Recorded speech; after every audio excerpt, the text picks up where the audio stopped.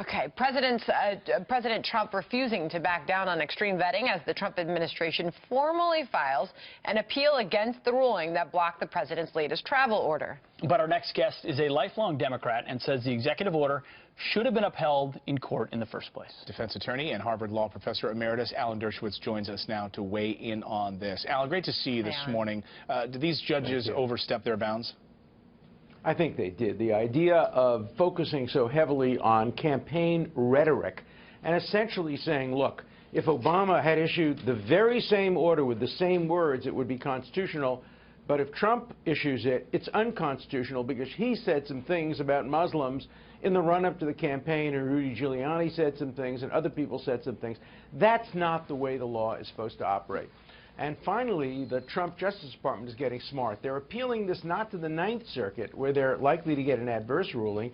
They're appealing it to the Fourth Circuit. And the Fourth Circuit is a much more conservative court and much more likely to uphold the travel ban. And then, if the case goes to the Supreme Court and ties 4-4, Trump wins. So, Professor, what you're saying is, in studying the Constitution, what candidate Trump said about, say, a so-called Muslim ban or whatever, that you're sort of psychoanalyzing him as a candidate and applying it to their constitutional theory. And is there precedent for that?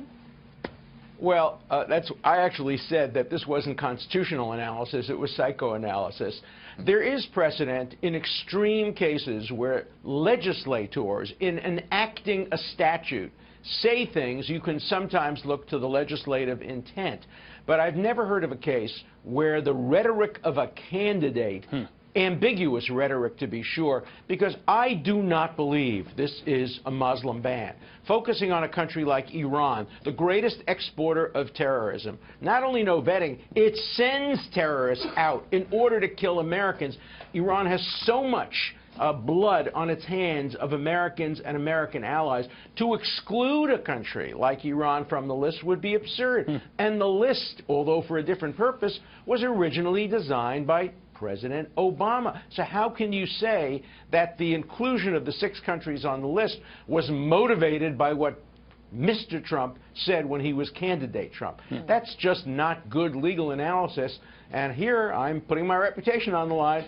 I predict that if the case gets to the Supreme Court will uphold the major provisions of this ban. All right. And, Professor, as Pete mentioned at the top, you're a lifelong Democrat. And in a very lengthy New York Times piece, Bernie Sanders was asked about the future of the Democratic Party and what the party stands for. His response: certainly there are some people in the Democratic Party who want to maintain the status quo. They would rather go down with the Titanic so long as they have first-class seats. I would ask you, what does the party stand for? Well, it certainly doesn't stand for Sanders. Sanders, first of all, was never a Democrat. He was an independent and a socialist. He is not the mainstream of the Democratic Party. And if the Democratic Party moves left toward Sanders, toward Keith Ellison, it's doomed. It has to regain the support from middle Americans in the Rust Belt states, traditional Democrats. You want to call it the status quo, fine. I call it the vibrant center. I want to return America to the center, where good conservatives and good liberals, centrists, can argue with each other and get the radicals, the extreme leftists like Sanders, marginalized, along with the extreme rightists like the alt-right. Let's bring the debate back to the center. Call that to the status quo. Hey, America is great with the status quo. The Democratic Party won often with the status quo. Let's not turn the Democratic Party into the British Labour Party, which is now dead in the water. The Democrats have to move to the center, not to the left. Well, fellow Democrats would see otherwise. A Fox News poll revealed 61% either strongly or somewhat favor Bernie Sanders. Professor, good to see you. Yeah. Thanks, Al. Great to see you.